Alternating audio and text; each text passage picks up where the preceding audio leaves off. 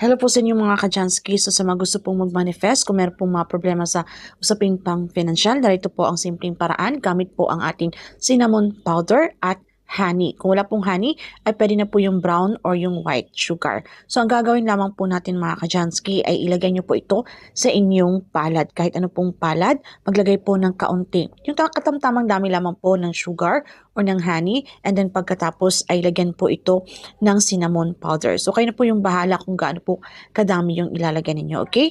Yung katamtaman lamang po. And then pagkatapos paghaluin mo nyo ito mga ka-Jansky, and then after ay gamit po ang inyong mga index finger o yung inyong mga hintuturo. So ilapat nyo po ito doon sa inyong minik, sa inyong palad, at ilagay nyo po ito sa inyong ilalim ng inyong mga dila, okay? And then habang ito po ay nakalapat, ay kayo po ay sambitin nyo po ang inyong mga intensyon kung bakit nyo po ginagawa yung inyong mga kahilingan, kung ano po yung gusto nyong i-wish, okay? Yung inyong